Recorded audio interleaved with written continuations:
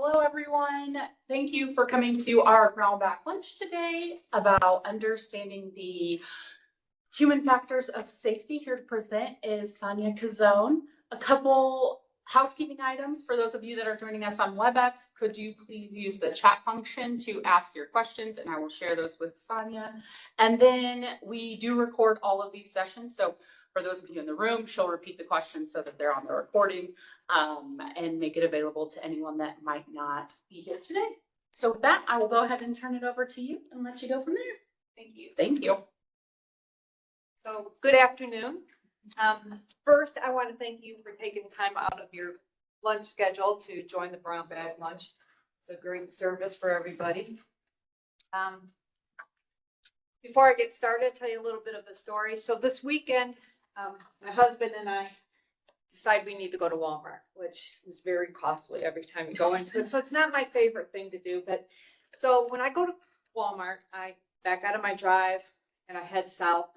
I get to the stop sign. I take a left, go over railroad tracks, stoplight. I take a right, and Walmart's down just the road just a little bit. So heading out to Walmart. I'm driving. I start to proceed to my route. Go over the railroad tracks, and I keep going because every day that's the route I go to work. So I keep going. My husband, the funny guy that he is, decides to just keep letting me go. I go all the way around the square.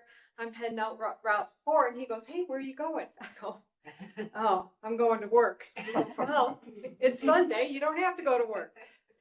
So the reason that I'm telling you that story is because a human factor took place to cause me to go and miss Walmart. I wasn't thinking. I was complacent. I was heading the same way I head every day to work. So I was just in drive mode. I wasn't thinking about where I should be going or how I was driving. So that's part of the premise for this meeting. So we're going to go understanding what human factors are. And say, maybe. Oh, yes, there we go. Wait a minute. Nope, that won't work. All right, we'll do it this way. We'll do it the old-fashioned way. We'll do it push in. And that's not working. Technical error. There we go. We'll do it that way. All right, no problem. We got it solved. So let me start by introducing myself a little bit. I'm Sonia Cazone. I'm the District 6 Safety Rep. Little bit of background on my history with EHS. I've been an EHS representative for 25 years, maybe plus. I won't go there. But in my profession, I have been able to work for some great companies: Monsanto, DuPont Pioneer, Jet Sports. And I've learned and I've grown with each company, and I feel so lucky to be able to work here at IDOT. So, a little bit on a more personal level. I've raised 4 boys, lived through it. I also now have 4 grandsons. So no girls. So obviously I know what I'm doing with having boys, so I'm okay with that. I'm also a certified Les Mills body pump instructor. Does anybody know what body pump is? All right. I used to teach 5 a.m. classes 3 days a week. I have now retired that. This is my schedule, and with 4 grandsons and 4 boys pulling me every way, we don't do that. But also for a hobby, I do landscaping, mainly for family and friends. I get my neighbor, he's a realtor, and sometimes they're like, "Hey, can you pretty up this yard that I want to sell?" So I'm like, well, I don't know if I can fit in my schedule, but we try. So those are just a little bit of information about myself. Why I work safely. So when I first started at IDOT, I posted this outside my cubicle. Different pictures now because I've added a few to my family. But I posted that out. These are the reasons why I work safely. I have my 4 boys. This is the picture from last year. I got a new granddaughter. Just this couple months ago, new grandson. my other grandsons, I have 2 dogs, my husband, my Cubs fan sons. So, and yes, they're in the playoffs, yay. So I just have to put that out there. But this is why I work safely. We all have reasons we work safely. If you don't have a family, if you're by yourself, what do you do in your spare time? Do you golf? Okay, that's your passion. So I work safely so I can golf. I go boating. I work safely because I like boating, right? So we all have some reason that we want to work safely because we have other things that we'd like to do in our life. So what are human factors? They are emotional states that impact safety and efficiency.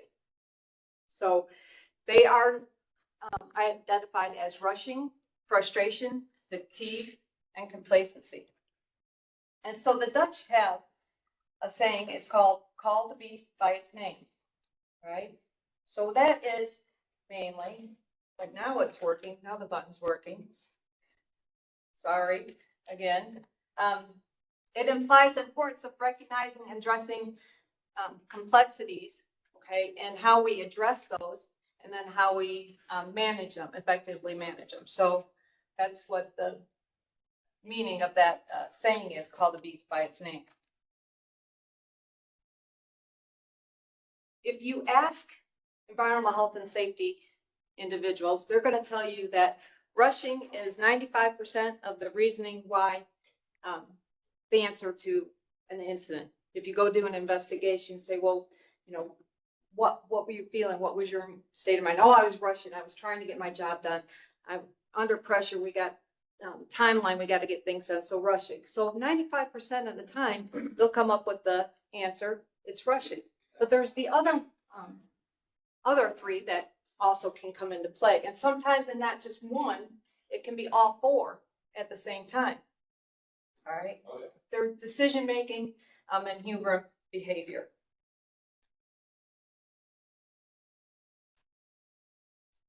So there has been a study that a lot of these emotions that come out, your human factors, so much that there is a whole company solely dedicated to teaching, coming and training and doing consulting to drive up the numbers of less frequency of injuries. And that company is called Safe Start International.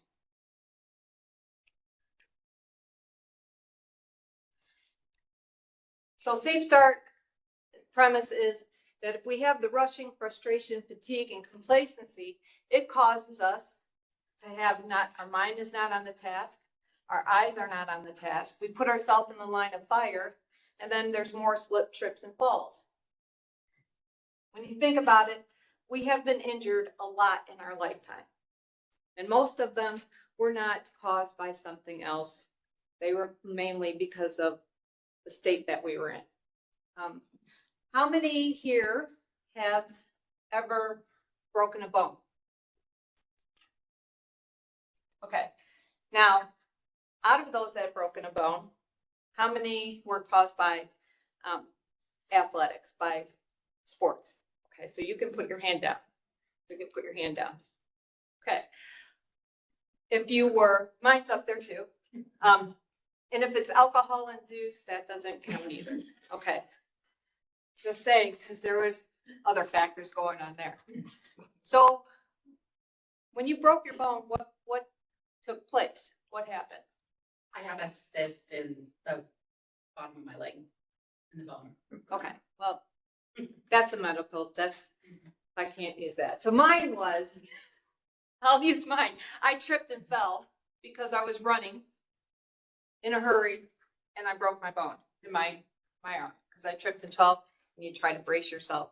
So, but a lot of times you have injuries and it's not caused by something else medically, or I should have thrown that in there.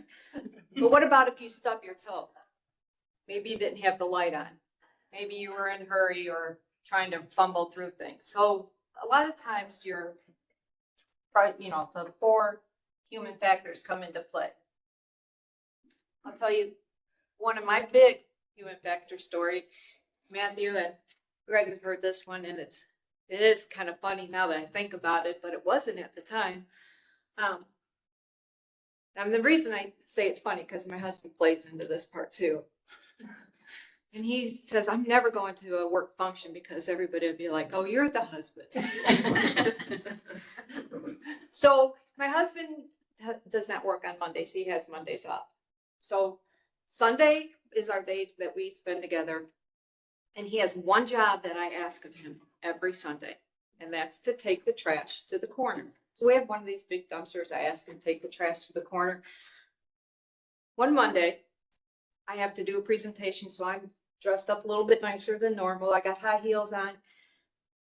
Get in my car, open up the garage door, back out, and there's the garage, or the garbage can right there.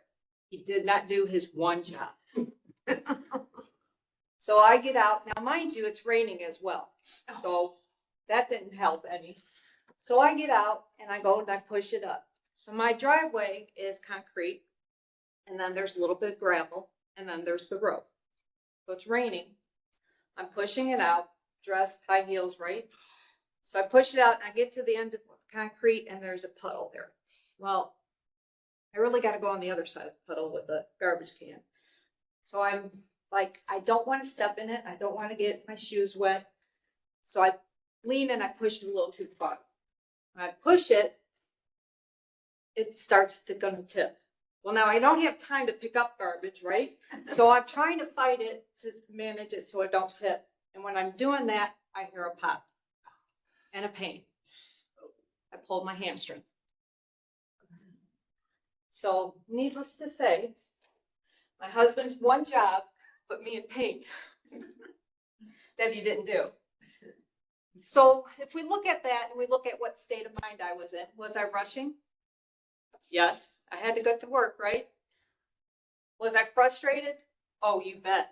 My husband didn't do that one job, right? So I was really frustrated. Was I tired? No, I can't really say. I mean, I was awake. It was early. I might have been a little not total awake yet, but I didn't say I was tired. I don't think I was tired. Was I complacent? I pushed the garbage can out before because obviously he's done that before, forgot, right? It's all his fault. So just, normal, just push, right? Just simple thing. So yeah, I was a little complacent. I thought, easy, I'll just push it out, right? But what I did do learn from that is that I never push it out anymore. I pull it. So my husband doesn't do his one job. See the common denominator in here? If he doesn't do this one job, I pull it now, right? Because I don't want to pop my hand doing it. It's very painful. There's really nothing you can do about it, but except let it heal. Let's break that down a little bit.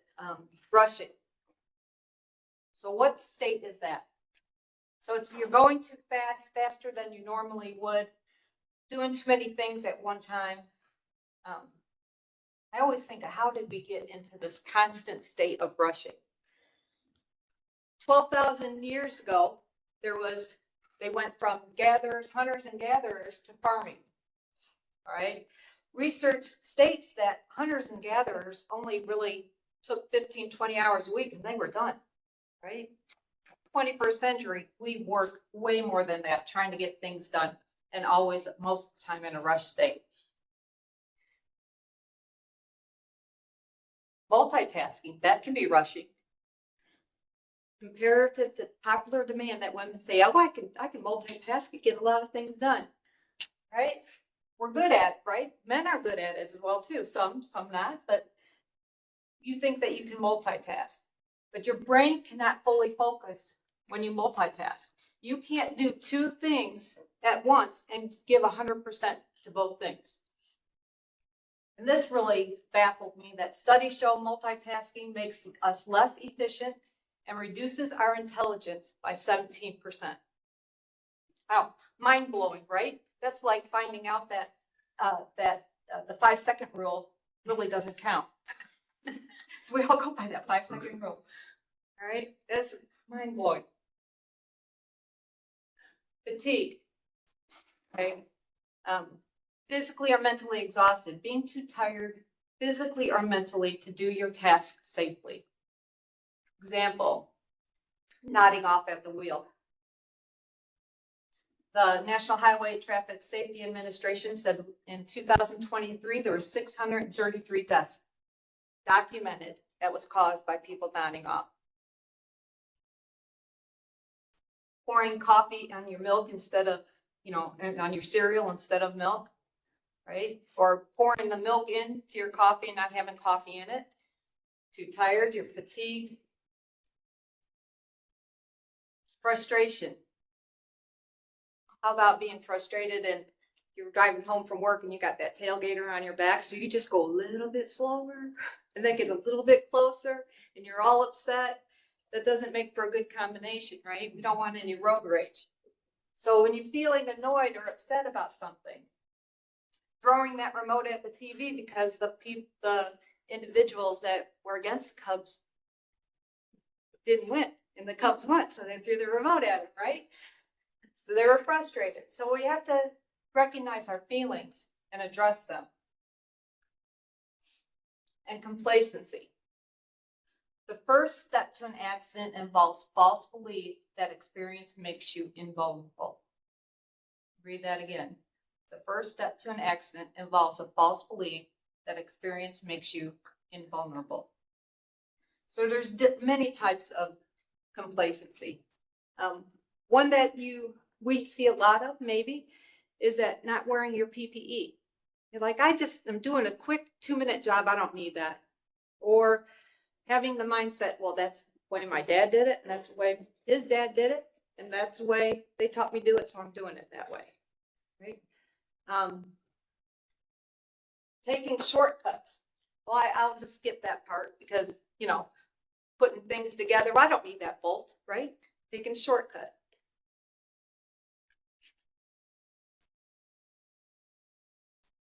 So a little bit of statistics of why we also want to bring the human factors into play, not just in the work set, but also within at home.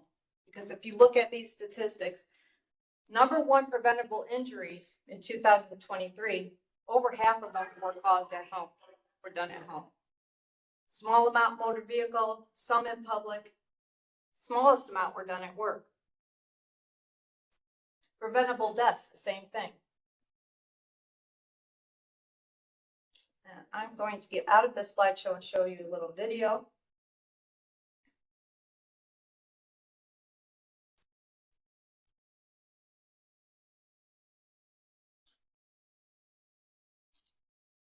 And this will give you the numbers of injuries and deaths, and that within home versus workplace. A preventable death occurs every 2 minutes. This was the 2023 data. It's the most current data.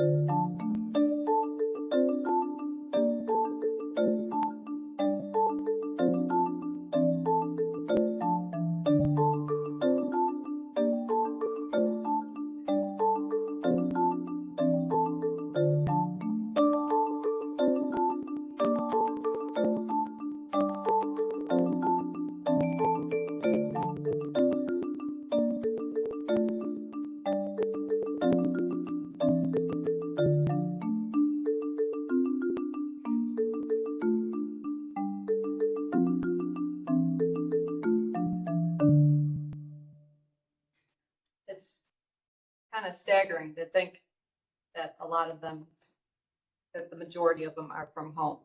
So that's why we want to be able to go ahead and enlighten people on human factors and how they come into play.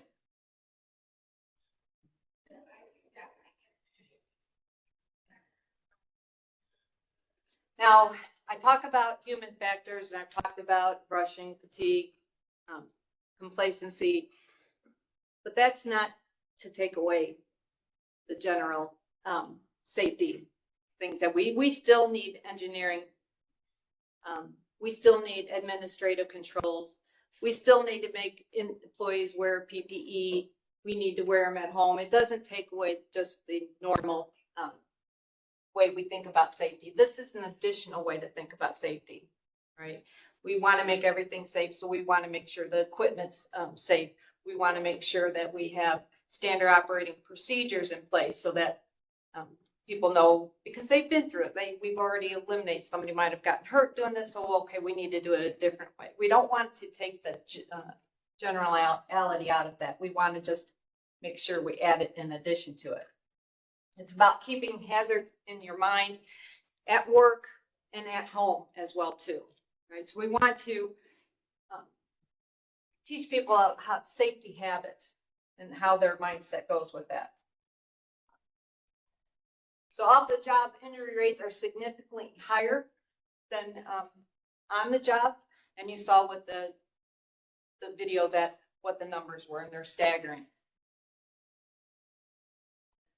So how do we bring this home? Okay, I bring it home because, you know, I've been in safety for so long. My kids, it's kind of bred into them, right? But we can do that by creating good habits for our family. Best way is to start with your children, right? So my son, Alex, he's 26. And when he was in 5th grade, again, I was still in safety. When he was in 5th grade, he was over at the house. He played JFL football, and he had some friends over, and they were outside playing. Pretty soon he comes running into the house. He says, "Mom, do you have 5 pair of safety glasses?"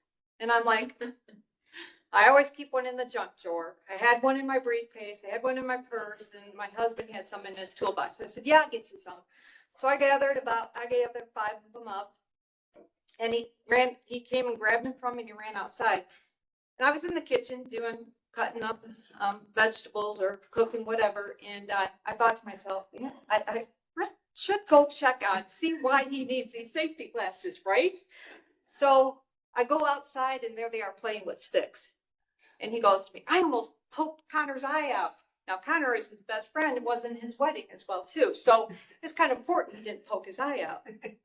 So I go back in the house, and I thought, oh my gosh, what did I create? You know, because he's sitting there with his kids and making them wear safety glasses. And then I thought back for a minute. As I start doing stuff, I'm like, no, look what I created, right? So if we instill it in them, then they can move on from it and then teach their friends that when they play with sticks, that they have to wear safety glasses.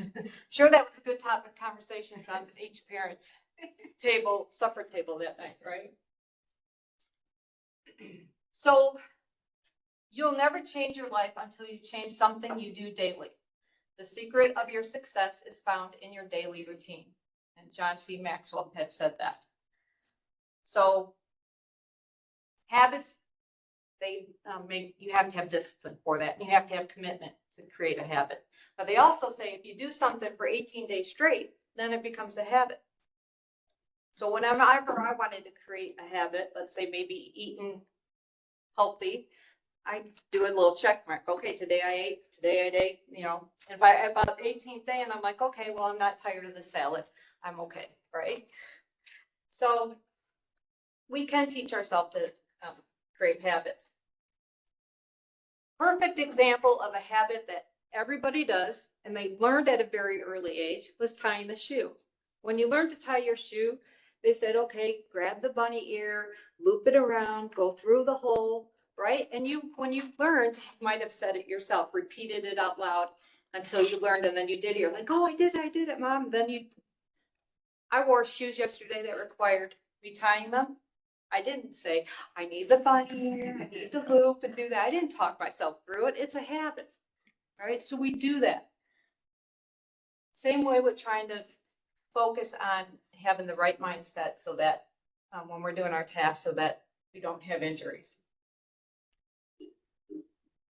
One habit that I do, and this was one that I learned, I had to practice until I learned that, was holding the guardrail, going up and down stairwells, right? We teach our employees that when they climb on the machinery, the snow plows, and that's to use 3 points of contact. Use a ladder, 3 points of contact. That's what you're supposed to do.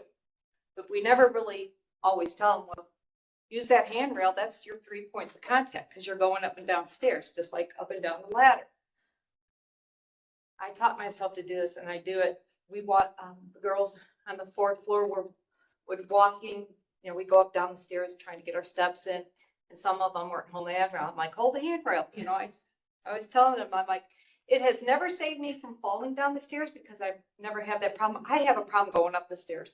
I don't know if my shoes get in the way or whatever, but I have saved myself from face planting and getting a nosebleed because I was holding onto the rail, right? But that was something I had to learn, and I had to force myself to become a habit to doing that.